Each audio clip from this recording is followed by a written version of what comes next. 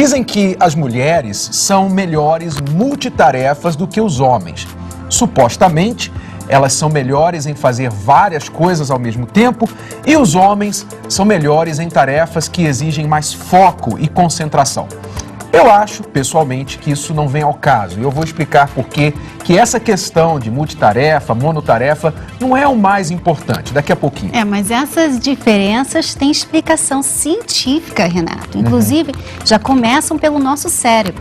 Quem vai nos explicar melhor isso é o Dr. Gilberto Xavier, neurocientista da Universidade de São Paulo, que falou com exclusividade à Escola do Amor. Acompanhe.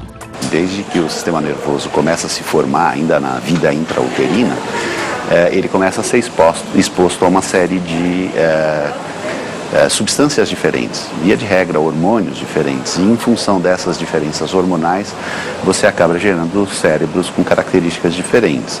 As diferenças anatômicas são várias e isso se expressa obviamente de maneira comportamental. Você tem diferentes quantidades de elementos de condução, né? A gente costuma chamar de substância branca. No cérebro das mulheres a quantidade de substância branca seria maior do que no cérebro masculino, enquanto que os homens são muito bons se orientando espacialmente.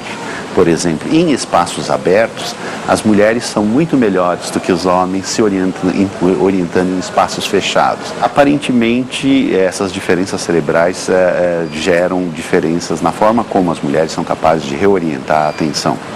Pelo fato de elas terem maior quantidade de substância branca, então, eventualmente, essa diferença no funcionamento cerebral permitiria dizer que as mulheres conseguem, por serem capazes de reorientar a atenção mais rapidamente no espaço, eventualmente elas serem capazes de desempenhar mais tarefas concomitantemente. Por exemplo, em tarefas de atenção, em que a gente mede o tempo de reação e a acurácia, a precisão da resposta de homens e de mulheres, se observa que o tempo de reação dos homens é muito menor do que o das mulheres. Isso aparentemente refletiria a sua maior capacidade de focalizar a atenção. Por outro lado, o desempenho das mulheres é muito mais preciso do que o desempenho dos homens, o que poderia refletir a sua capacidade de avaliar diferentes aspectos da situação de estimulação.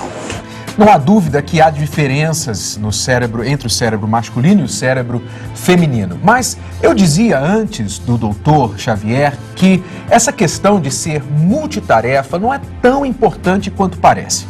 Na verdade, nenhum ser humano é, na realidade, multitarefa, e sim alterna tarefas. Mas você está dizendo, então, que isso pode dar uma falsa impressão de que estamos fazendo muita coisa? Exatamente, a impressão de que está se fazendo muita coisa, mas na verdade está perdendo tempo, Revelação, né? Revelação.